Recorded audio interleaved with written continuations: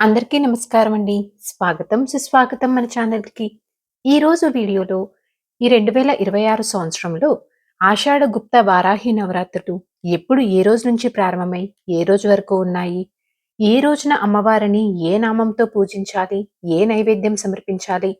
అలాగే కలశము, అఖండ దీపం పెట్టుకునేవారు ఎప్పుడు పెట్టుకోవాలి? ఉద్వాసన అనేది ఎప్పుడు ఏ రోజున ఎలా చెప్పుకోవాలి? ఇంకా మరెన్నో ఆసక్తికరమైన విషయాలు అన్నింటి గురించి క్షుణ్ణంగా ఇప్పుడు ఈ వీడియో ద్వారా తెలుసుకుందాము. వీడియోని స్కిప్ చేయకుండా చూడడానికి ప్రయత్నం చేయండి. అప్పుడే మీకు పూర్తి సమాచారం అనేది తెలుస్తుంది. సంవత్సరంలో వచ్చేటువంటి 4 ముఖ్య నవరాత్రుల్లో ఆషాఢ గుప్త వారాహి నవరాత్రులు కూడా ఎంతో విశిష్టమైనటువంటి నవరాత్రులు. ఈ ఆషాఢ నవరాత్రుల్లో మనము పూజించాల్సింది వారాహి అమ్మవారిని. ఈ 2026 సంవత్సరంలో వారాహి నవరాత్రులు ప్రారంభం మరియు ముగింపు తేదీలు ఎప్పుడు అన్న విషయం గురించి ఇప్పుడు తెలుసుకుందాము.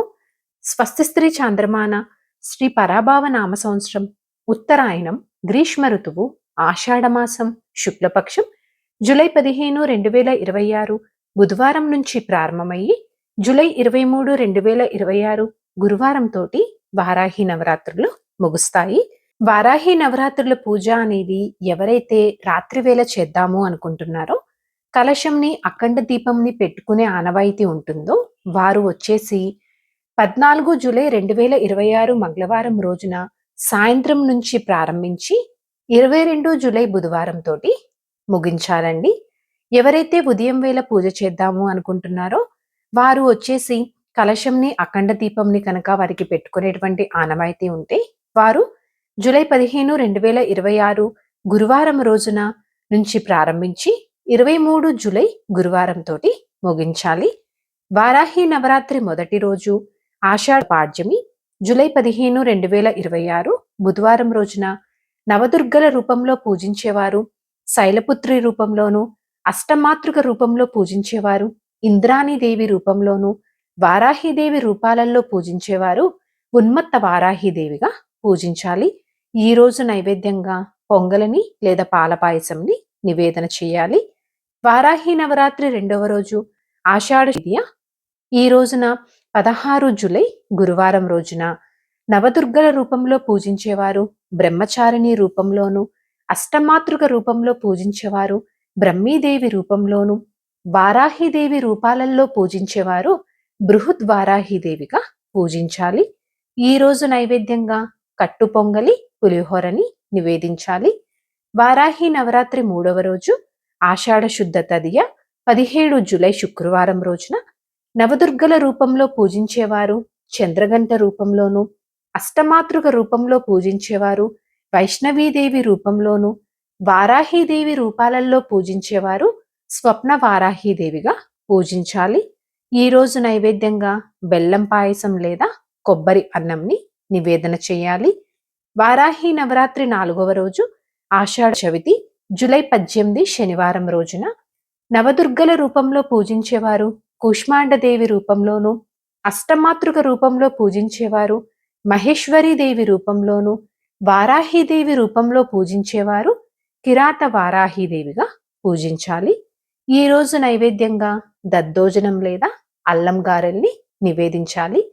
వారాహి నవరాత్రి 5వ రోజు ఆషాఢ శుద్ధ పంచమి 19 జూలై ఆదివారం రోజున నవదుర్గల రూపంలో పూజించేవారు స్కందమాత దేవి రూపంలోను, అష్టమాతృక రూపంలో పూజించేవారు కౌమారీదేవి రూపంలోను, వారాహిదేవి రూపాలలో పూజించేవారు శ్వేత వారాహిదేవిగా పూజించాలి.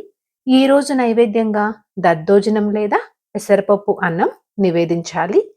వారాహి నవరాత్రి 6వ రోజు ఆషాఢ శుద్ధ షష్ఠి జూలై 20 సోమవారం రోజున నవదుర్గల రూపంలో పూజించేవారు కాత్యాయనీదేవి రూపంలోను, అష్టమాతృక రూపంలో పూజించేవారు కాళీ చాముండిదేవి రూపంలోను, వారాహిదేవి రూపాలలో పూజించేవారు ధూమ్ర వారాహిదేవిగా పూజించాలి.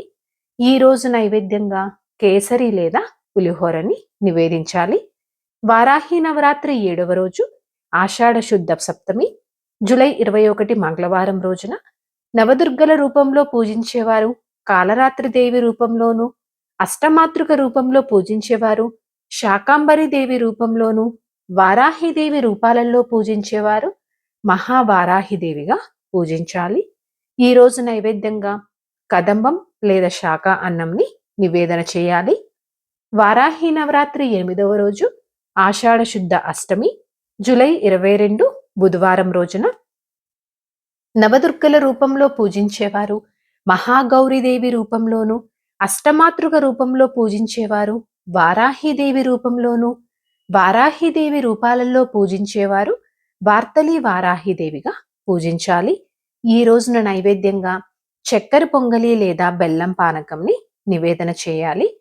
వారాహి నవరాత్రి 9వ రోజు ఆషాఢ శుద్ధ నవమి జూలై 23 గురువారం రోజున ఈ రోజున నవదుర్గల రూపంలో పూజించేవారు సిద్ధదాత్రిదేవి రూపంలోను, అష్టమాతృక రూపంలో పూజించేవారు లలితా పరమేశ్వరి దేవి రూపంలోను, వారాహిదేవి రూపాలలో పూజించేవారు దండని వారాహిదేవిగా పూజించాలి. ఈ రోజు నైవేద్యంగా పాయస అన్నముని నివేదించాలి. ఈ రోజుతోటి వారాహి నవరాత్రులు అనేవి ముగుస్తాయండి.